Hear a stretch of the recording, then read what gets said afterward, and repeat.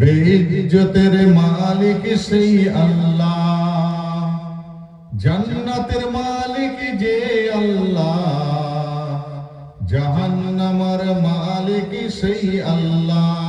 লা ইলাহা ইল্লাল্লাহ, লা ইলাহা, লা ইলাহা ইল্লাল্লাহ মুহাম্মাদুর রাসূলুল্লাহ। আল্লাহুম্মা সাল্লি আলা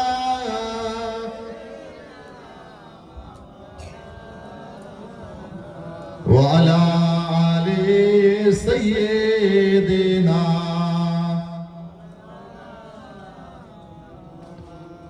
সমবেত আমার সুধী জ্ঞানী দিন দরদি ইসলাম দরদি আল্লাহওয়ালা ভাইরা, পর্দার অন্তরালে অবস্থিতা পর্দা নসিনা আবেদা জাহিদা জাকিরা আমার মা ও বোনেরা, স্নেহের কচি কাঁচা ভাইরা, বাচ্চারা, মুআজ্জাজ মুকাররম উলামায়ে কিরামগণ, হাফেজে কোরআন, বিশেষ করে আজকের মাহফিলে আমার পূর্বে ওয়াজ নসিহত করলেন আপনাদেরও সকলের খুব পরিচিত কাছের মানুষ, আমারও অত্যন্ত প্রিয় মানুষ, কাছের মানুষ, জনাব হযরত মাওলানা মুফতি ইউনূস আলী সাহেব, তৎসহ আজকের এই মহতি ইসালে সওয়াবের হিতাকাঙ্ক্ষী আমার কমিটির ভাইরা, সকলকে আমি আমার অন্তরের অন্তরস্থল থেকে আন্তরিক মোবারকবাদ জানাই। সবাই উচ্চ আওয়াজে বলেন না আলহামদুলিল্লাহ। আল্লাহ রাব্বুল আলামিনের দরবারে হাজার হাজার লাখো লাখো কোটি কোটি শুকরিয়া, সাথে সাথে আল্লাহ রাব্বুল আলামিনের নিয়ামতের শুকর। ও আম্মা বিনিআমাতি রাব্বিকা ফাহাদ্দিস। মাশাআল্লাহ, প্রতিবারের ন্যায় এবছরও আপনাদের এই গ্রামের মাহফিল আল্লাহ পাক কবুল করেন। সন্ধ্যা থেকে অনেক ওয়াজ নসিহত হয়েছে। আমাদের ইউনূস সাহেব ভাই, তার আগে ইউনূস ভাইয়ের সন্তান মাশাআল্লাহ করে ওয়াজ নসিহত করেছেন। শেষ সময়ে আখেরি মোনাজাত, আখেরি দোয়া, সেই উদ্দেশ্য নিয়ে আপনাদের কাছে আসা। তো আপনাদের যা পরিস্থিতি, তাতে মনে হয় না খুব বেশিক্ষণ ইঞ্জিন চলবে। আসলে দোষটা আপনাদেরও নয়, সারাদিন পরিশ্রম হয়তো যে যে কাজের মধ্যেই থাকেন না কেন পরিশ্রমটা হয়। কি বাবু, কথা ঠিক কিনা বলবো? সারাদিন পরিশ্রম হলে একটু তো শরীরের অলসতা ভাব, শরীর তো চাইবে একটু রেস্ট নিতে, চোখ তো চাইবে একটু দুটো পাতাকে ঘুরিয়ে দিতে, কারণ সেও তো কাজ। আল্লাহ পাক আমাদের শরীরকে এমন ভাবে সৃষ্টি করেছেন, প্রত্যেকটা অঙ্গ, হাত পা চোখ কান নাক প্রত্যেকের কাজ দিয়ে রেখেছেন আল্লাহ। চোখের কাজ কি? দেখা। দেখার ক্ষেত্রে আপনাকে 12 ঘন্টা সে যখন সার্ভিস দিচ্ছে, এবার তারও তো মন চায় এবার আমি একটু রেস্ট নেব। কি ভাই, কথা ঠিক কিনা বলেন না? সুতরাং ক্লান্তি একটা আসে। তারপরেও আপনাদের গ্রামের একটা মাহফিল, পাড়ার একটা মাহফিল প্রতি বছরই হয়ে থাকে। আপনাদের মুরব্বীগণের সাবরেশনই হবে। একটু কষ্ট হলেও জেগে থেকে আপনারাও কষ্ট করছেন, আমরাও কষ্ট করছি। আমি সেই সকাল 9:30 পৌনে 10টার দিকে বাড়ি থেকে বেরিয়েছি, একদম বাসন্তী বাজার পার হয়ে মুড়োখালি বলে একটা জায়গা আছে, সেখানে এক মাদ্রাসার জলসা ছিল, জলসা করেছি। ওখান থেকে এসে আবার বাদ মাগরিবে একটা প্রোগ্রাম ছিল চোড়াবিদ্যা বাজারের ভেতরে, সেখানে প্রোগ্রাম করে আবার আপনাদের কাছে আসলাম। সুতরাং আমিও ক্লান্ত, তো তার মধ্যে থেকে কিছু আলাপ আলোচনা করে আমাদেরকে আখেরি দোয়ার দিকে এগোতে হবে। দেখেন, ইসলাম, শরীয়ত, দ্বীন এগুলো একটা আবেগের জিনিস। একটা মুসলমান যদি ধর্ম পালন করে, তার মধ্যে যদি সেই ধর্মের প্রতি আবেগ না থাকে, সেই ধর্মের প্রতি ইমোশন না থাকে, তাহলে ওই ব্যক্তি ধর্ম পালন করে কোনো স্বাদ বা মজা পাবে না। আপনার পেট পুরো ভরে গেছে আর খাওয়ার জায়গা নেই। কি খেয়েছেন? আপনি ডাল ভাত খেয়েছেন, কিন্তু খিদের চোটে এত খাওয়া খেয়েছেন, পেটে আর জায়গা নেই। ঠিক ওই সময়ে আপনার কাছে যদি কেউ ভালো বিরিয়ানি নিয়ে আসে, খেতে মন চাই? একটু বলেন সবাই। আচ্ছা, পেট ভরে গেছে আর খাবো না, কারণ আর এনার্জি থাকবে না। কারণ তখন আপনার খাওয়ার উপরে যে আবেগ, খাওয়ার প্রতি যে ইমোশন, সেটা আপনার শেষ হয়ে গেল। ঠিক তদ্রূপভাবে ইসলাম পালন করার ক্ষেত্রে, দ্বীন পালন করার ক্ষেত্রে, আল্লাহর শরীয়ত পালন করার ক্ষেত্রে আপনার ভেতরে যদি আবেগ না থাকে, আপনার ভেতরে যদি ইমোশন না থাকে, তাহলে কিন্তু আপনি দ্বীনটা, ইসলামটা, শরীয়তটাকে সেইভাবে মানতে বা পালন করতে পারবেন না। সুতরাং আবেগ আনবে। আর এই আবেগ কিভাবে আসবে? আপনার ভেতরে যেন রাসূলের ভালোবাসা থাকে। আমার আপনার নবী, দো জাহানের বাদশা, হাবিবুল্লাহ জনাবে মুহাম্মদুর রাসূলুল্লাহ, সকলে বলুন সাল্লাল্লাহু আলাইহি ওয়াসাল্লামের প্রতি যেন ভালোবাসা থাকে, তার প্রতি যেন আবেগ থাকে, তার প্রতি যেন ইমোশন থাকে। রাসূলের ভালোবাসা যদি থাকে, রাসূলের প্রতি আবেগ ইমোশন থাকলে আপনার আল্লাহর প্রতি আপনার ভালোবাসা বাড়বে, আল্লাহর প্রতি আবেগ বাড়বে, আল্লাহর প্রতি ইমোশন বাড়বে। তখন আপনি আল্লাহর ইবাদতটা খুব হৃদয় দিয়ে করতে পারবেন। একবার জোরে বলেন না সুবহানাল্লাহ।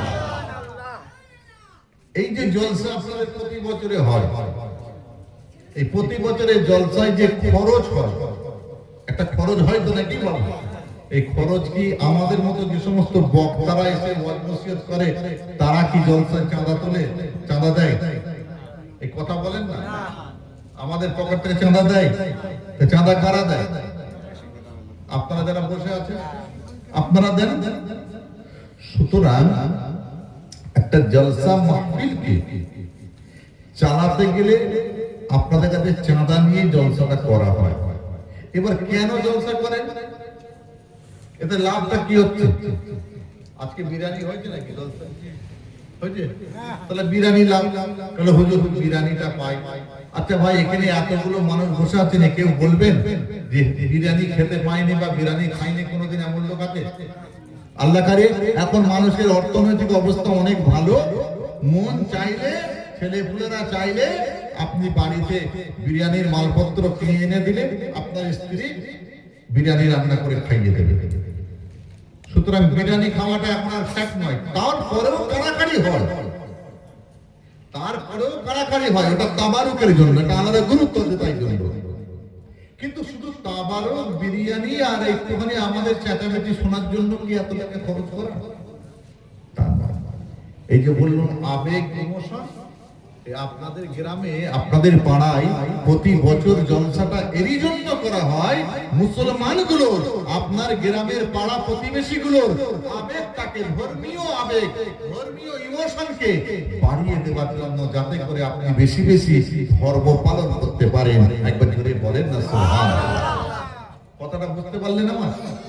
এই জন্য মাহফিল গুলো করা। অনেকে বলে জলসা করে কি হচ্ছে, কি হবে? জলসা করে কি হচ্ছে, কি হবে? ও অনেক বড় বক্তব্য দিতে হবে। শর্ট করে বলা যায়, জলসা করে মুসলমানের ধর্মীয় আবেগটাকে বাড়ানো হয়, ইমোশনটাকে বাড়ানো হয়, তার দ্বারা একটা মানুষ বেশি বেশি করে আমল করতে পারে। হুজুর সাল্লাল্লাহু আলাইহি ওয়াসাল্লামের সামনে সাহাবা হুজুররা বসে বসে কথা শুনতেন না।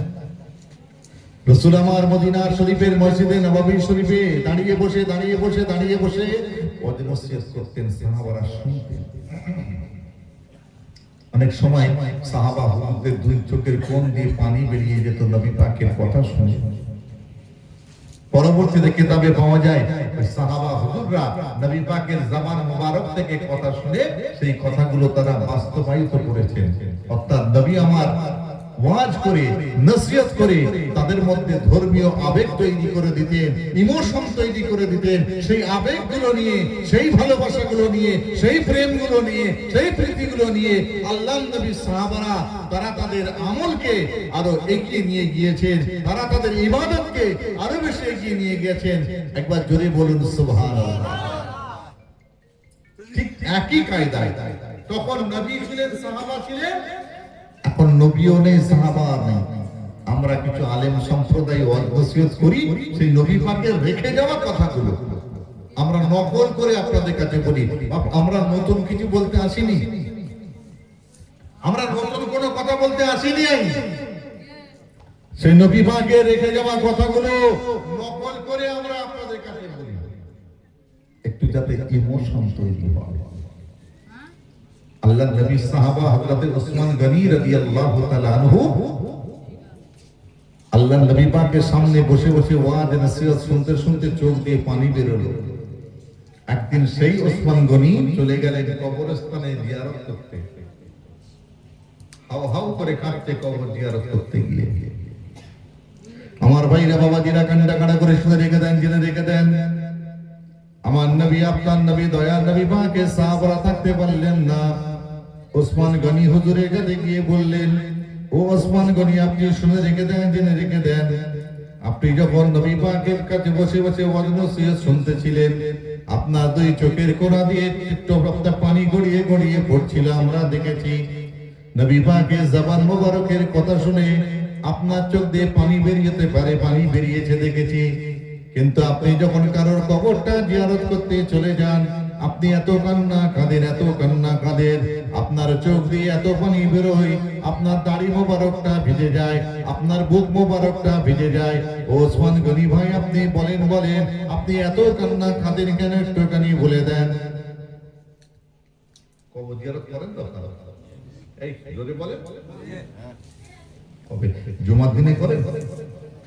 মাঝে মাঝে এমনি সময় মাঝে মাঝে। আর শবে বরাতের ফাঁক নেই।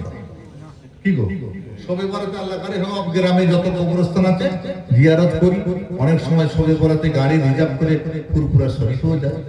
তবে মনে রাখবেন, ফুরফুরা শরীফে দাদা পীরের মাজার জিয়ারত করা, 5 হুজুরের মাজার জিয়ারত করা, হোসেন বুখারী হুজুরের মাজার জিয়ারত করা, 4 শহীদান হুজুরের মাজার জিয়ারত করা খুব যাবেন, করবেন, কিন্তু শবে বরাতে নিজের বাপ মায়ের কবরটা জিয়ারত করে তারপরে ফুরফুরা শরীফে যাবে।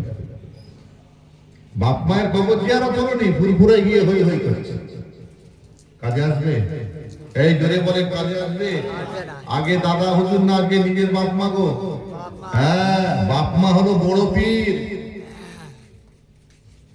বাপ মায়ের পেছনে বাঁশ দিয়ে শুধু দাদা হুজুরের মাজার জিয়ারত করতে কোনো কাজ হবে? এই তো সবাই বলেন না জোরে সোরে, হবে? বাপ মাকে খেতে দেয়নি, বাপ মাকে খেতে দেয় না। ফুরফুরা শরীফে যে হুজুরের হাতে বায়াত হয়েছে, সেই হুজুরের কাছে যখন যাচ্ছে, ব্যাগ ভর্তি করে মাছ, ফল, মূল, মিষ্টি কিনে নিয়ে যাচ্ছে। বাপ বলছে, বাবু কচি কোথায় যাবি রে? বলে একটু ফুরফুরা শরীফে আমার পীরের সাথে দেখা করতে যাবে। তোর হাতে ব্যাগ কি? বলে তুমি আমার ব্যাগের দিকে নজর দিচ্ছ কেন? হুজুরের কাছে যাবো খালি হাতে, একটু এটা ওটা কিনে নিয়ে যাচ্ছে। ছেলে চলে গেল, বাপ মনে মনে ভাবছে, আল্লাহ নিজের বাপকে খেতে দেয় না, পীরের কাছে নিয়ে যাচ্ছে খাবার, আল্লাহ তুমি বিচারটা করো। কবরে গেলে না, টাটা টিস্কন রড বোঝেন? টাটা টিস্কন রড, এই কথা বলেন, বোঝেন? হ্যাঁ, সবাই বোঝে, মশলা সব পাকা ঘর হচ্ছে। ওই টাটা টিস্কন রড গরম করে ঠান্ডা দিক পেছনে ভরে ফেলা। বাবারে মারে করে যখন রড হাত দিয়ে বার করতে যাবে, তখন রডে হাত দিতে পারবে না, গরমটা বাইরে তো, ও হাতও দিতে পারবে না, বেরো করতে পারবে না। আগে বাপ মাকে ভালোবাসেন, বাপ মাকে প্যার করেন, বাপ মাকে মহব্বত করেন। হ্যাঁ, পীর মুর্শিদ আমাদের আবেগের জায়গা, অবশ্যই তাদের ভালোবাসবো। কেন ভালোবাসবো? প্রাণ দিয়ে ভালোবাসবো, জান মালের, পীরের জান মালের খেদমত করব, তবে বাপ মাকে বাদ দিয়ে নয়। বাপ মা অনেক বড় নিয়ামত। আল্লাহ নবী সাল্লাল্লাহু আলাইহি ওয়াসাল্লামের দরবার শরীফে একজন নবী সাহাবাকে গিয়ে বললেন, ইয়া রাসূলুল্লাহ, আমি জিহাদে যাব। আল্লাহ নবী চুপ করে থেকে জিজ্ঞাসা করলেন, এই তোমার মা বেঁচে আছে?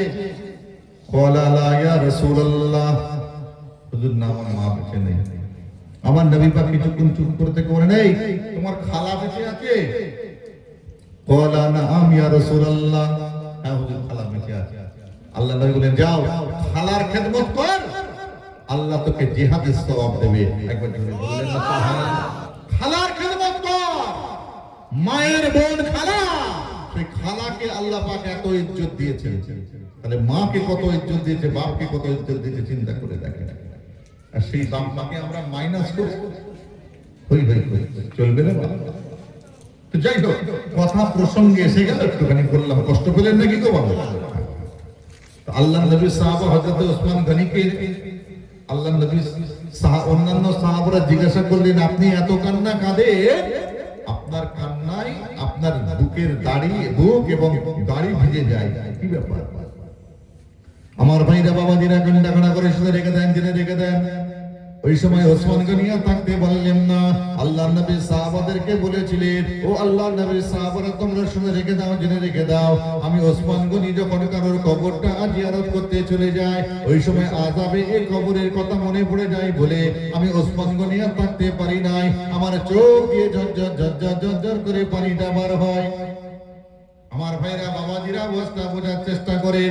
ওই সময় ওসমান গনি থাকতে পারলেন না, আরো বিশ্লেষণ করতে শুরু করলেন, ও আল্লাহর নবী সাহাবা, শোনো শোনো, আমি ওসমান গনি যখন দুনিয়া থেকে বিদায় নিয়ে চলে যাব, আমি যখন ইন্তেকাল করে যাব, অপাতটা নিয়ে নেব, তোমরা আমাকে গোসলটা করিয়ে দিয়ে সাদা কাফনের কাপড়ে আমাকে জড়িয়ে নিয়ে আমার জানাজা নামাজটা আদায় করিয়ে নিয়ে তোমরা যখন কবরস্থানের সামনে চলে যাবে, বিসমিল্লাহি ওয়া আলা মিল্লাতি রাসূলিল্লাহ বলে যখন তোমরা কবরে শুইয়ে দেবে, মিনহা খালাকনাকুম ওয়া ফিহা নুঈদুকুম ওয়া মিনহা নুখরিজুকুম তারাতান উখরা বলে তোমরা যখন আমাকে মাটিটা চাপা দিয়ে 40টা কদম চলে আসবে, আল্লাহ পাকে দুইজন মুনকার নেকির ফেরেশতা আমার কবরে গিয়ে আমার দেহের মধ্যে রূহটা প্রবেশ করিয়ে দিয়ে আমাকে যখন জিন্দা করে জিজ্ঞাসা করবে, মানে রব্বুকা, তোমার রবটাকে একটুখানি বলো, ওমা দীনুকা, তোমার দিনটাকে একটুখানি বলো, ওমান নবিয়ুকা, তোমার নবীটাকে একটুখানি বলো, আমার নবী পাকের মিষ্টি স্বরূপ দেখে জিজ্ঞাসা করবেন, মান হাযার রাজুল,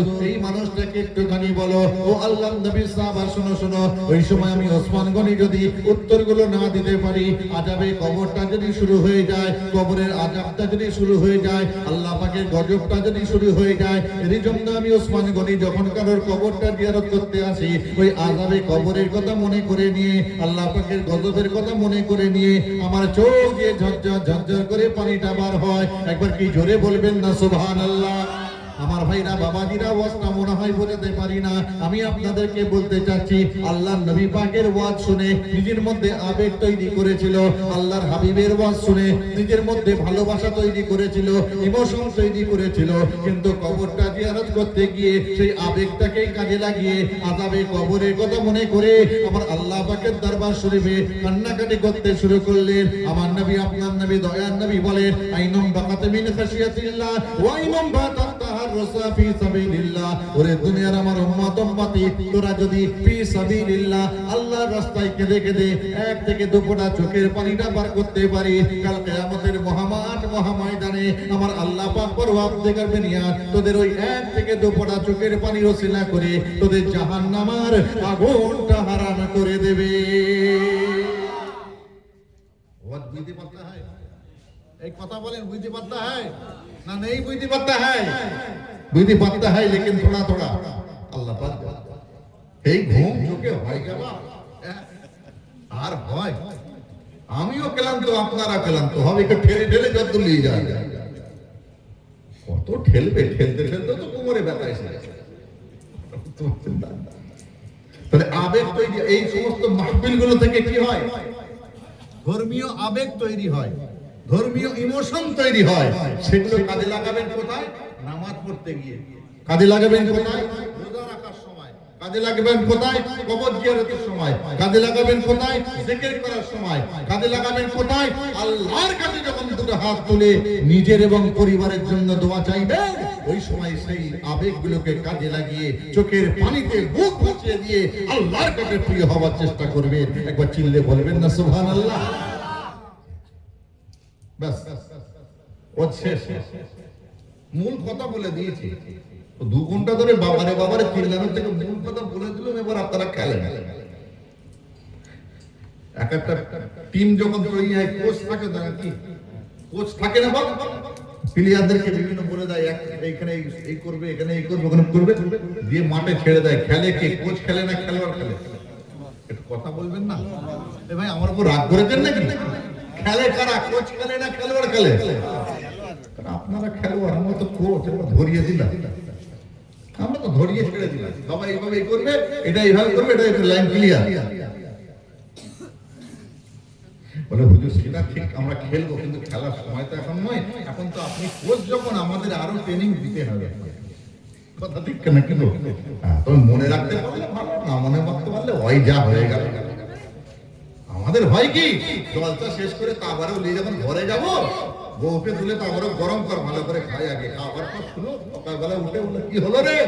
কাল তো ভালোই হলো। বলে কি ভালো হলো? বলে সে কি ভালো হলো আর মনে নেই। তবে ভালো হয়েছে। কি ভালো হলো আর মনে না? আবার ছাগল বেড়ে। বাবাজি একটু আবেগ তৈরি করেন। আবেগ তৈরি। আমাদের মা আয়েশা সিদ্দিকা রাদিয়াল্লাহু তাআলা আনহা বাড়িতে রয়েছেন, বাড়িতে আছেন। আল্লাহর নবী নেই। কোথায়? ইসলাম প্রচার, দিন প্রচার, শরীয়তের প্রচারে চলে গেছে।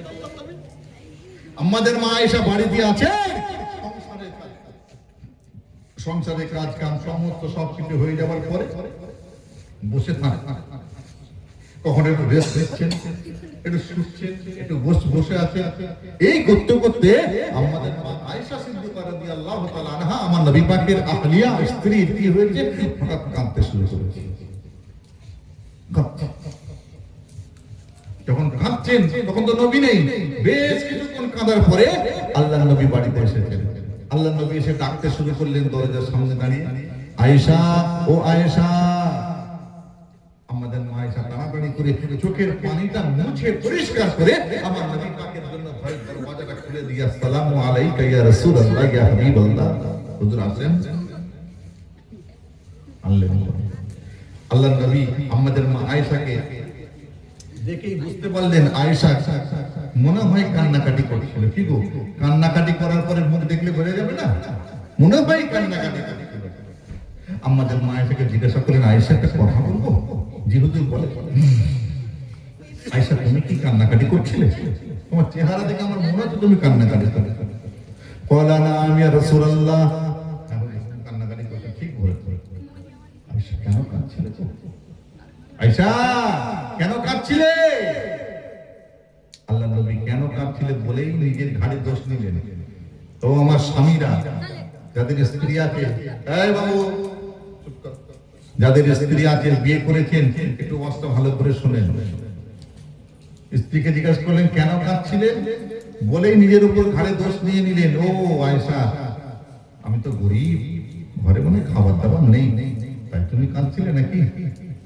আমার ভাইরা বাবাজিরা কান্না কানা করে শুনে রেখে দেন, জেনে রেখে দেন, আমার নবী আপনার নবী দয়াল নবী আমার আল্লাহ পাকের দরবার শরীফে চেয়েছিলেন, আল্লাহুম্মা আহিনি মিসকিনা ওয়া আমিতনি মিসকিনা ওয়া শুরনি ফি জুমরাতিল মাসাকিন। আমার ভাইরা শুনে রেখে দেন, জেনে রেখে দেন, আমার নবী আপনার নবী দয়াল নবী আমার আল্লাহ পাকের দরবার শরীফে বলেছিলেন, আল্লাহুম্মা আহিনি মিসকিনা, আল্লাহ আপনি আমাকে যতদিন দুনিয়ায় বাঁচিয়ে রাখবেন, গরিব মানুষ করে দুনিয়ায় বাঁচিয়ে রাখবেন, ওয়া আমিতনি মিসকিনা, আপনি যখন আমার মত দান করে দেবে, গরিব মানুষ অবস্থায় মত দান করে দেবে, ওয়াশুরনি ফি জুমরাতিল মাসাকিন, কাল কিয়ামতের মহামাঠ মহাময়দানে আপনি যখন আমার হাসর নাসরটা করবেন, গরিব মানুষদের সঙ্গে আমার হাসর নাসরটা করে দেবে। সবাই জোরে জোরে বলেন সুবহানাল্লাহ। আমার ভাইরা বাবাজিরা ওয়াজটা বোঝার চেষ্টা করেন। ওই সময় আমার নবী, আপনার নবী, দয়ার নবী আমাদের মা আয়েশাকে জিজ্ঞাসা করেছিলেন, ও বিবি আয়েশা, বলো বলো, আমার ঘরে খাদ্যদ্রব্য নাই, তাই তুমি কান্নাকাটি করতে শুরু করেছো, খোদার যন্ত্রণা তুমি সহ্য করতে পারো নাই বলে তুমি কান্নাকাটি করতে শুরু করেছো। এইভাবে আমার নবী, আপনার নবী আমাদের মা আয়েশাকে যখন জিজ্ঞাসা করতে শুরু করেছিলেন, ওই সময় আমাদের মা আয়েশা বলেছিলেন, না না না না, ইয়া রাসূলুল্লাহ, ইয়া হাবিবাল্লাহ, হুজুর আপনার আমার ঘরের কিছু খাবার নাই বলে খোদার যন্ত্রণায় আমি কান্নাকাটি করি নাই। ওই সময় আমার নবী, আপনার নবী, দয়ার নবী জিজ্ঞাসা করেছিলেন, ও বিবি আয়েশা, তুমি বলো বলো, তবে কেন তুমি কান্নাকাটি করতেছিলে একটুখানি বলে দাও। ওই সময় আমাদের মা আয়েশা বলেছিলেন, ইয়া রাসূলুল্লাহ, ইয়া হাবিবাল্লাহ, হুজুর আমি ঘর সংসারের কাজ কামটা কমপ্লিট করে নিয়ে আমি যখন ঘরের মধ্যে বসেছিলাম, এমন সময় আল্লাহ পাকের কথা আমার মনে পড়ে গিয়েছে, আল্লাহ পাকের আযাবের কথা মনে পড়ে গিয়েছে, কবরের আযাবের কথা মনে পড়ে গিয়েছে। ইয়া রাসূলুল্লাহ, ইয়া হাবিবাল্লাহ, আযাবে কবরের কথা মনে পড়ে যাওয়ার সঙ্গে সঙ্গে, আল্লাহ পাকের ডর ভয়ের কথা মনে পড়ে যাওয়ার সঙ্গে সঙ্গে আমি আয়েশা, আমি আর থাকতে পারি নাই, আমার চোখ দিয়ে ঝরঝর ঝরঝর করে পানিটা বার হয়ে গিয়েছে। একবার কি জোরে জোরে বলবেন না সুবহানাল্লাহ? আবেগে কাঁদছে। আল্লাহ নবীকে বলছে, ইয়া রাসূলুল্লাহ, আযাবে কবরের কথা, আল্লাহর ডর ভয়ের কথা মনে পড়ে গেছে, আমি আয়েশা থাকতে পারি না, আমার চোখ দিয়ে আল্লাহর ভয়, আল্লাহর ডর, কবরের আযাবের জন্য অটোমেটিক্যালি পানি বার হতে শুরু হয়েছে। এটাই হলো আবেগ, এটাই হলো ইমোশন। আমাদের মা আয়েশা যদি আযাবে কবরের কথা চিন্তা করে, ময়দান মহাশারের কথা চিন্তা করে, আল্লাহর ডর ভয়ের কথা চিন্তা করে চোখ দিয়ে পানি বার করতে পারে, আমি আপনি একটুখানি চোখ দিয়ে পানি বার করতে পারি না? কেন বেরোবে না চোখ দিয়ে পানি বাবা? আপনারা সব তরিকাপন্থী মানুষ আছেন, তওবা সবকে যখন বসেন মনে নাই, ভুলে গেছেন? যখন নিয়ত করলেন আমি আমার কলবের দিকে মতওয়াজ্জি আছি, আমার কলব যেন পীর সাহেব, দাদা পীর সাহেব কিবলার কলবের ওসিলায় আল্লাহ তাআলা আরশে পাকের দিকে মতওয়াজ্জি আছি, আল্লাহ তাআলা আরশে পাক হইতে চিশতিয়া তরিকার নিসবত অনুযায়ী হাকিকাতে মাকামে তওবার ফায়েজ আমার কলবে আরশ কি আল্লাহ, এইটুকু নিয়ত করে নিয়ে যখন কি বলেন, রব্বানা যালামনা আনফুসানা ওয়া ইন লাম তাগফির লানা ওয়া তারহামনা লানাকুনান্না মিনাল খাসিরিন, ইয়া গফফারু ইয়া গফফারু ইয়া গফফারু যখন বলেন, লা তাকনাতু মির রাহমাতিল্লাহ ইন্নাল্লাহা ইয়াগফিরুয যুনুবা জামিয়া ইন্নাহু হুয়াল গফুরুর রহিম যখন বলেন, ভুলে যাচ্ছেন? তওবা সবকে বসে যখন অঝর নয়নে কাঁদতে শুরু করেন, চোখ দিয়ে পানি বার করতে শুরু করেন, কাঁদার চেষ্টা করেন, ওটাই আপনার আবেগ, ওটাই আপনার ইমোশন। মনে রাখবেন, আমার আল্লাহ রাব্বুল আলামিন হাসি ঠাট্টা পছন্দ করেন না, আমার আল্লাহ রাব্বুল আলামিন কান্নাকেই পছন্দ করেন, চোখের পানিকেই বেশি পছন্দ করেন। একবার জোরে বলেন সুবহানাল্লাহ। তাই মাঝে মাঝে কাঁদবেন, তওবা সবকে বসবেন, মাঝে মাঝে কাঁদবেন, চোখ দিয়ে পানি বার করবেন, জীবনটাকে আবেগে ভাসিয়ে দেবেন, দিনের জন্য, শরীয়তের জন্য নিজের জীবনটাকে ধর্মীয় আবেগের মধ্যে, ধর্মীয় ইমোশনের মধ্যে ছড়িয়ে দেবেন। দেখবেন দুনিয়ার সাথে সাথে আপনাকে আখিরাতও ভালো লাগবে। আখিরাতের ইবাদতের জন্য, আল্লাহর ইবাদতের জন্য, আল্লাহর বান্দেগীর জন্য আপনার মনটা উতলা হয়ে যাবে। যদি আবেগ না আনতে পারেন, ইমোশন না আনতে পারেন, যতই আজান হোক আর যতই আমাগো মতো হুজুররা, পীরজাদা, পীর সাহেবরা, মুনি সাহেবরা ওয়াজ করে যাক, কিচ্ছু হবে না, কিচ্ছু হবে না, যাকে তাই। আজকে এই মাহফিলগুলো হলো আবেগ তৈরি করার মাহফিল। একটু জিকিরের মাহফিলগুলোতে যাবেন, আমার ইউনুস ভাইয়ের বাড়িতে জিকিরের মাহফিল হয়, যাবেন।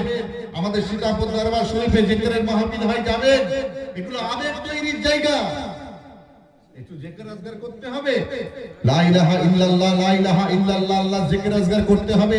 সাথে সাথে তওবা সবকে বসতে হবে, চোখের পানিটা বার করতে হবে, আল্লাহকে ডাকতে হবে, আল্লাহ গো তুমি ছাড়া আমার কেউ নাই, আল্লাহ তোমার বহু বান্দা রয়েছে, দুনিয়া দুনিয়ায় তোমার হাজার হাজার কোটি বান্দা রয়েছে, কিন্তু আমার আল্লাহ হিসাবে আপনি একা আছেন। আল্লাহ, আপনি আমার উপর রহমত নাযিল করুন, আপনি আমার উপরে দয়া বর্ষণ করুন।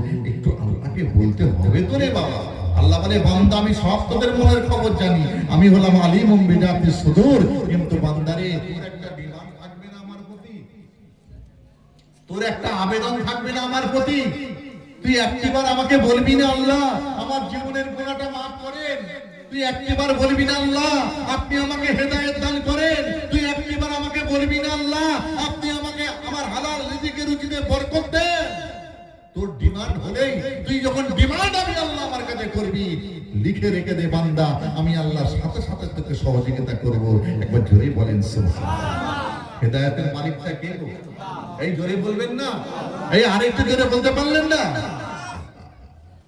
আল্লাহর নবী চাচা আবু তালেব ইন্তেকালের বিছানায় শুয়ে রয়েছেন। আবু তালেব নাম শুনেছেন নাকি?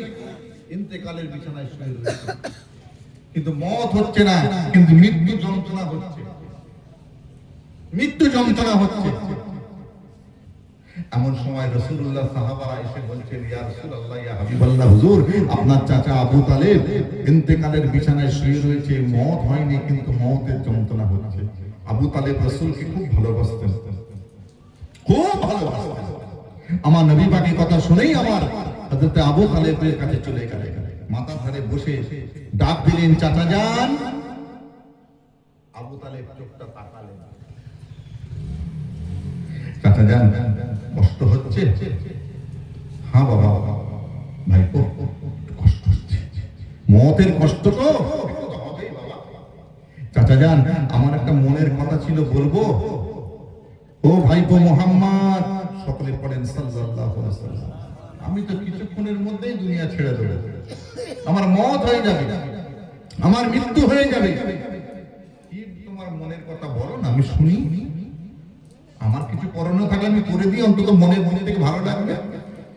আমার ভাইরা বাবাজিরা কান্না কান্না করে শুনে রেখে দেন, জেনে রেখে দেন। ওই সময় আবু তালেব ওই সময় রাসূলুল্লাহ থাকতে পারলেন না। আবু তালেবকে বলেছিলেন, চাচা যান, ও মা চাচা যান, আপনি শুনেন শুনেন, আপনি আপনার মাথাটাকে ডান দিকে ঘুরিয়ে গাছের পাতার দিকে একবার লক্ষ্য করেন। ওই সময় গাছের পাতায় যা যা লেখা রয়েছে, ও মা চাচা যান, আপনি মেহেরবানি করে একবার পড়ে নেন। আমার ভাইরা বাবাজিরা ওয়াজটা বোঝার চেষ্টা করেন। আমার নবী পাকের মনের ইচ্ছাটা আল্লাহ পাকের দরবার শরীফে কবুল হয়ে গিয়েছিল।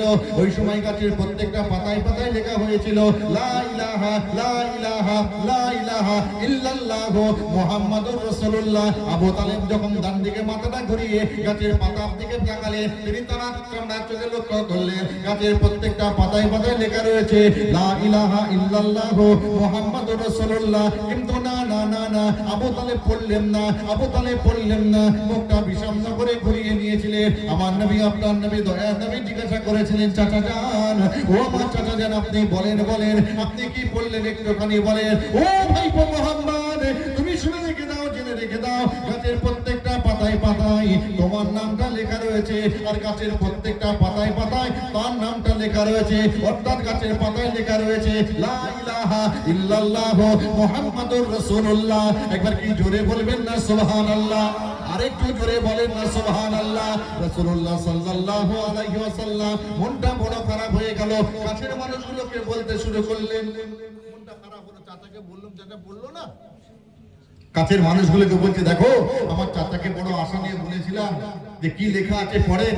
আমার চাচা যখন রিডিং করে শোনাতো, বাবা লেখা আছে লা ইলাহা ইল্লাল্লাহ মুহাম্মাদুর রাসূলুল্লাহ। আমি আল্লাহকে বলতাম, আল্লাহ আমার চাচা যখন একবার রিডিং করেছে, আমার চাচা যখন জবান দিয়ে বার করেছে কালমা শরীফটা, আপনি তাকে ইমানদার হিসাবে কবুল করেন। আমি আল্লাহর কাছে একটুখানি আবেদন রাখতাম, কিন্তু আমার চাচা পড়লো না, আমার চাচা পড়লো না। কি করে পড়বে? আবেগ আছে। এই আবু তালেবের ধর্মীয় আবেগ ছিল, ইসলামের প্রতি আবেগ ছিল। একটু জোরে বলতে পারছেন না আপনারা? আবেগ ছিল। এই কথা বলেন, আবেগ ছিল। তাহলে কি করে বলবেন? আবেগ থাকতে হবে। কিন্তু রাসূলের মনে কষ্ট চাচা, এবং ও চাচা, উনি চাচা খুব ভালোবাসতেন রাসূলুল্লাহকে, একদম ধরে আঁকড়ে ধরে থাকতেন।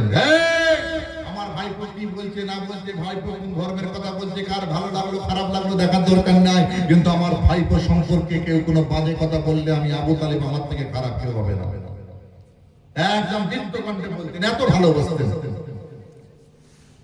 সেই চাচা আজকে যখন পড়লো না, রসুলের মনটা খুব খারাপ হয়ে গেল এবং তিনি বলে ফেললেন তার আশপাশে যারা ছিলেন, আজকে আমার ভাইপো যদি একবার বলতো লা ইলাহা ইল্লাল্লাহ মুহাম্মাদুর রাসূলুল্লাহ লেখা আছে, আমি আল্লাহকে বলতাম আমার ভাইপো যখন পড়েছে একবার লা ইলাহা ইল্লাল্লাহ মুহাম্মাদুর রাসূলুল্লাহ, আপনি তাকে ঈমানদার হিসাবে কবুল করেন না। কিন্তু বললো না, বড় আফসোস করলো।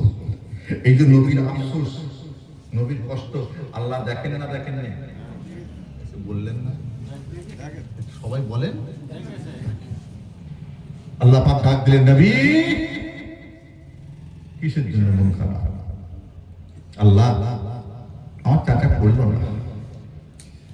আমার ভাইরা বাবাজিরা কান্ডা কান্ডা করে শুনে রেখে দেন, জেনে রেখে দেন। ওই সময় আল্লাহ পাক রব্বুল আলামিন আমার নবী, আপনার নবী, দয়ার নবীকে জানিয়েছিলেন, বাবা মুহাম্মদ নবী মুহাম্মদ, শোনো শোনো, তুমি মনটা খারাপ করো না, মনটা খারাপ করো না। তোমার চাচা হেদায়েত হওয়ার জন্য মানসিকতা তৈরি করে নাই বলে আমি আল্লাহ তাআলা তাকে হেদায়েতটা দান করি না। তোমার চাচা হেদায়েতের মানসিকতা তৈরি করেছে কি? হেদায়েতের মালিক আল্লাহ, কিন্তু আমাকে আপনাকে মনের দিক থেকে তৈরি হতে হবে যে আমি হেদায়েত হব, আমি ভালো হব, আমি সুন্দর হব, আমি নামাজ পড়বো, আমি রোজা রাখবো, আমি হজ করব, আমি যাকাত দেব। আল্লাহ তুমি আমাকে ভালো পথে নিয়ে চলো, এটা আমার আল্লাহকে ডিমান্ড জানাতে হবে, আবেদন জানাতে হবে। তবে আল্লাহ আপনার আবেদনকে অ্যাকসেপ্ট করবে, ডিমান্ডকে অ্যাকসেপ্ট করে আপনাকে সেই পথে ইহদিনাস সিরাতাল মুস্তাকিম, সিরাতাল মুস্তাকিমের পথে পরিচালিত করবে। কিন্তু আবু তালেব তো কোনো ডিমান্ড করেনি আল্লাহর কাছে। আল্লাহ তো ডিমান্ড রাখবেন না। এ বাবা, ছেলে না কাঁদলে মা দুধ দেয়, এই কথা বলেন না? হ্যাঁ, বেলা 2টো বেজে গেছে, ছোট্ট বাচ্চা 2 বছর 2.5 বছরের বাচ্চা ঘুমাচ্ছে, তো ঘুমাচ্ছে, মা কাজ করছে। 2টো বেজে গেছে, খেতে দিতে হবে মনে নেই, মা কাজ করে যাচ্ছে। কিন্তু ছেলে একবার কেঁদে উঠুক, ওই বাচ্চা ছেলেটা যখন একবার 2টো-2:30টার দিকে কেঁদে উঠেছে, মা সংসারের সব কাজ ফেলে রেখে আগে নিজের স্তনটাই বাচ্চা ছেলেটার প্রতি এগিয়ে দিয়ে তাকে দুধ পান করিয়েছে। কথা ঠিক কিনা বলেন? তাহলে ছেলে না কাঁদলে যদি মা দুধ না দেয়, আল্লাহর কাছে ডিমান্ড না করলে আমার আল্লাহ কেমন করে অ্যাকসেপ্ট করবে? বাবাজি একটু ওয়াজটা বোঝেন। রাসূলুল্লাহর মন খারাপ, আল্লাহ বললেন, নবী মন খারাপ করো না। তোমার চাচা আবু তালেব আমার কাছে আবেগ তৈরি করেনি, আমার কাছে ডিমান্ড তৈরি করেনি, আমি আল্লাহ তো অ্যাকসেপ্ট করতে পারবো না। আল্লাহ পাক আবার বললেন, ফাতামাল্লাহু আলা কুলুবিহিম ওয়া আলা আসামিহিম ওয়া আলা আবসারিহিম গিশাওয়া ওয়া লাহুম আযাবুন আযীম। আমি আল্লাহ কিছু মানুষের অন্তরে মোহর মেরেছি, সিল করে দিয়েছি, প্যাক করে দিয়েছি। খাতামাল্লাহু আলা কুলুবিহিম, আমি অন্তরগুলোকে মোহর মেরেছি, সিল করেছি, প্যাক করেছি। যারা ভালো জিনিসটা শুনেও শুনতে পাবে না, ভালো জিনিসটা দেখেও দেখতে পাবে না। আমি আল্লাহ তাদের জন্য কঠিন আযাব রেখেছি। তাহলে ভালো জিনিস শুনেও যারা শুনতে পায় না, ভাই আজকে আমরা যে ওয়াজ নসিহত করছি, ভালো না খারাপ? ভালো ভালো ভালো। তাহলে শুনতে পাচ্ছেন তো? শুনেও যদি না শোনার ভান করে কাল সকাল থেকে বেনামাজি হয়ে ঘোরেন, তাহলে ফাতামাল্লাহু আলা কুলুবিহিম ওয়া আলা সামিহিম ওয়া আলা আবসারিহিম গিশাওয়া ওয়া লাহুম আযাবুন আযীম। আমার আল্লাহর কঠিন আযাবের মধ্যে আপনি শামিল হবেন। ভালো জিনিসটা দেখেও দেখেন, তবে আফসোস একটা, আমরা আজকে জলসায় আস্তে আস্তে আমি দেখছিলাম ওখানে কিছু বাজার বসেছে, ভালো ভালো খাবার দোকান দরকার আছে, বইয়ের দোকান দরকার আছে, কিন্তু খেয়াল না, দেখুন 2টো মাছ চাষিরা একটা সেই গরুর মতো ঘিরে চারদিকে নেট দিয়ে করেছে গো, দেখেন না তারা? হ্যাঁ, লাফালাফি করছে, ড্যান্স করছে। আবার দেখুন সেই উপর থেকে স্লিপ খেয়ে নামবে ওরকমের প্লাস্টিকের, আপনি দেখেন না? এই কথা বলছেন না কেন? এগুলো কিন্তু শরীয়তে জায়েজ আছে, একটু কথা বলতে হবে, একটু কথা বলতে হবে আপনাদের, জায়েজ আছে। তাহলে আপনারা যারা কমিটি ভাই আছেন বা গ্রামবাসী আছেন, এগুলোকে নিষেধ করতে হবে তো। এই জন্য মুজাদ্দিদে জামান দাদা হুজুর কেবলা রাহমাতুল্লাহ আলাইহি এই স্টেশনারি দ্রব্য থেকে শুরু করে বেশরিয়তি কাজ যাতে বা কোনো দোকান বা কোনো এই ধরনের এই রিলেটেড কিছু যাতে জলসা মাহফিলগুলোতে না হয়, তার জন্য ওসিয়তনামায় ওসিয়ত করে গেছে। আজকে জলসাগুলো সেদিনে ফেসবুকে দেখছিল, নাগরদোল্লা বসেছে জলসা, মানে ছোট বড় না, ছবি তুলে ফেসবুকে ছেড়ে ছেড়ে ঘুরছে নাগরদোল্লা ঘুরছে, আর আপনাদের মতো আপনাদেরই সন্তান জলসা, যারা শুনছে তাদেরই সন্তানরা নাগরদোল্লা দুলাচ্ছে। আর বাপ এখানে জলসা শুনে চোখের পানি ফেলছে, ছেলে করে নাগরদোল্লা দুলাচ্ছে। আল্লাহ বলছে দাঁড়া বাপ, আমি দুলিয়ে দুলিয়ে সাইজ কথা বলতে পারতেন না।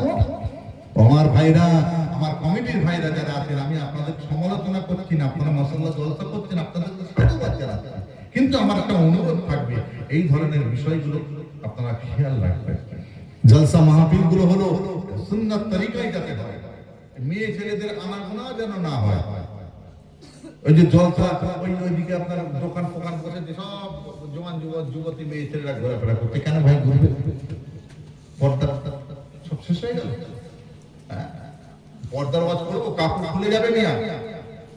পর্দার ওয়াজের কথা যদি আমি এখন বলি, আপনাদের কাপড় খুলে যাবে, প্যান্ট ঢিলে হয়ে যাবে, পাগল সোজা হয়ে যাবে। আপনারা বসে ওয়াজ শুনবেন, আর আপনাদের মেয়েরা বউরা, বিবাহিত বিবাহের যোগ্য মেয়েরা, বাড়ির বউরা বেপর্দা হয়ে ঘুরে ঘুরে বেড়াবে। স্বভাব হচ্ছে স্বভাব, ওনার কচু হচ্ছে কবরে যান না, আদলা হিট আর খেটো মাছ রেডি করে গেছে। আমার ভাইরা বাবাজিরা, পর্দার দিকে খেয়াল রাখবেন। 5 ওয়াক্ত নামাজ পড়া কি বাবা? একটু জোরে বলেন, একটু আপনারা বললেন না জোরে, বলার জন্যই আমি মাথায় ঢুকি। 5 ওয়াক্ত নামাজ পড়া ফরজ। ঠিক তদ্রুপ ভাবে প্রত্যেকটা মুসলমান মেয়েদের জন্য, সাবালিকা মেয়েদের জন্য পর্দা করাও ফরজ। ফরজে আইন, ফরজে কিফায়া নয়, ফরজে আইন। 5 ওয়াক্ত নামাজ যেমন ফরজে আইন, মেয়েদের জন্য পর্দা করা কি ফরজে অবশ্যই কর্তব্য। কিন্তু আজকে আমাদের বাড়ির সব মেয়ে ছেলেরা বেপর্দা হয়ে ঘুরে ঘুরে বেড়াচ্ছে। আপনারা বাপ আছেন, আপনারা স্বামী আছেন, বলেন না ঘরের খাবার পানি আনতে তাদেরকে যেতে হয়, বলে কি বললে বললে তো ঘাড়ে পড়বে।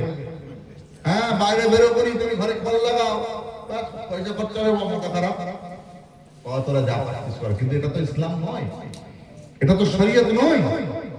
আর কলে পানি আনতে যাক, বাজারে বাজার করতে যাক, কলেজ ইউনিভার্সিটি যাক, বোরকা আর হিজাব পরে গেলে তো কোনো অসুবিধা নেই। আপনারা তাও করবেন, মনে রাখবেন নামাজ হবে না। না, আল্লাহ নবী বলছেন আদ-দাইয়ুসু লা ইয়াদখুলুল জান্নাহ, দাইয়ুসরা কোনদিন জান্নাতে যাবে না। আল্লাহ নবী সাহাবারা জিজ্ঞাসা করলেন, ইয়া রাসূলুল্লাহ, ইয়া হাবিবাল্লাহ, হুজুর দাইয়ুস কাদেরকে বলছেন? দাইয়ুস কাদেরকে বলছেন হুজুর? এই দাইয়ুসরা তো জান্নাতে যাবে না, এই দাইয়ুসটা কারা?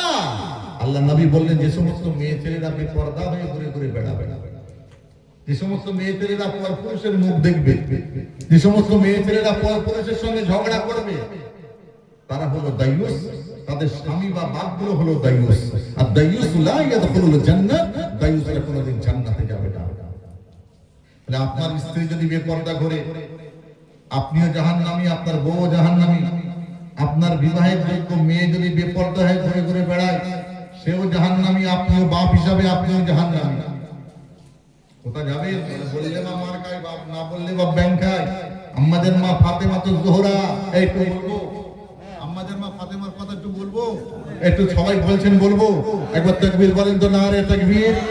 এই জোরে সোরে হবে না, নারে তাকবীর, নারে তাকবীর, নারে তাকবীর। আমাদের মা ফাতেমাতুজ জোহরা স্বামীকে ডেকেছে, স্বামী শুন, ও স্বামী, আমি যখন ইন্তেকাল করে যাব, আমার যখন অপাত হয়ে যাবে, আমাকে দিনের বেলায় মাটি দেবে না, আর আমার মৃত্যুর খবর চারিদিকে বলবে না। অল্প 2-4 জন আমার ছেলেরা আছে, তুমি আছো, 2-1 ডেকেই লাইন ক্লিয়ার, মাটি চাপা কবর দিয়ে দেবে। আমার ভাইরা বাবাজিরা কান্না কাড়া করে শুয়ে রেখে দেন, জেনে রেখে দেন। ওই সময় হযরতে আলিয়া থাকতে পারলাম না, আমাদের মা ফাতেমা তো জোরাকে বলতে শুরু করলে, ও ফাতেমা, তুমি শোনো শোনো, তুমি নবীর মেয়ে বলে কথা, তাতে না কার কখনো মত হবে না হবে, এটা তো আমার আল্লাহ পাক ছাড়া কেউ বলতে পারে না। ও ফাতেমা, তুমি এমনটা কথা কেন বলছো, একটুখানি বলে দাও। তাছাড়া তুমি নবীর মেয়ে বলে কথা, তোমার মৃত্যু সম্মানটা যদি না দেয়, না দিই, তখন অনেকেই জানাজা নামাজটা পড়তে আসতে পারবে না, তারা মনে মনে আফসোসটা করতে শুরু করবে। ও ফাতেমা, তুমি এমন কথা কেন বলছো বলো?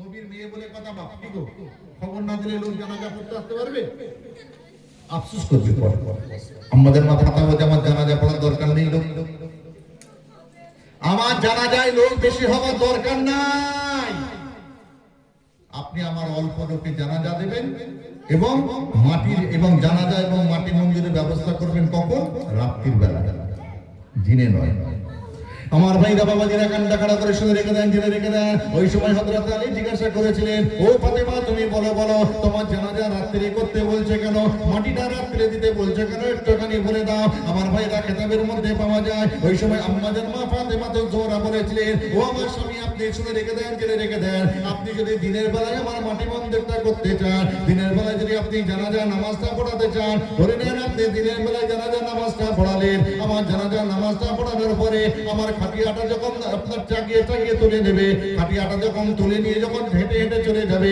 ওই খাটিয়ার পাশ থেকে যদি আমার কাপড়ের কাপড়টা দুনিয়ার কোনো বেগানা পুরুষ দেখতে পেয়ে যায় আমি বেহায়া হয়ে যাব কাল কিয়ামতের মহাময়দানে আমার আল্লাহ তাআলা পরওয়ারদিগার বিনিয়া যদি জিজ্ঞাসা করেন ও ফাতেমা তুমি বলো বলো দুনিয়ার মানুষ তোমার বেগানা পুরুষ তোমার কাপড়ের কাপড়টা কেমন করে দেখে ফেললো তুমি কি তার কোনো ব্যবস্থা করে আসো নাই না না না না আমি কোনো উত্তরটা দিতে পারবো না ওই জন্য আমার স্বামী আপনি শুনে রেখে দেন জেনে রেখে দেন আমাকে দিনের বেলায় জানাজা পড়াবেন না দিনের বেলায় মাটি মঞ্জুর করবেন না রাত্রির বেলায় জানাজা নামাজটা পড়িয়ে আমাকে রাত্রির বেলায় মাটি মঞ্জুরটা করে দেবেন একবার কি জোরে বলবেন না সুবহানাল্লাহ আর একটু জোরে বলেন সুবহানাল্লাহ আমার ভাইরা বাবাজিরা অবস্থা বোঝার চেষ্টা করেন আম্মাজান মা ফাতেমা তো জোহরা আরো বলেছিলেন ও আমার স্বামী আপনি শুনেন আমাকে যেখানে কবরটা দেবে আমার কবরটা আপনি ডিমার্কেশন করবেন না আমার কবরটা চিহ্নিতকরণ করে দেবেন না ওই সময় হযরত আলী জিজ্ঞাসা করেছিলেন ও ফাতেমা তুমি বলো বলো তোমার কবরটা যদি ডিমার্কেশন করে না দি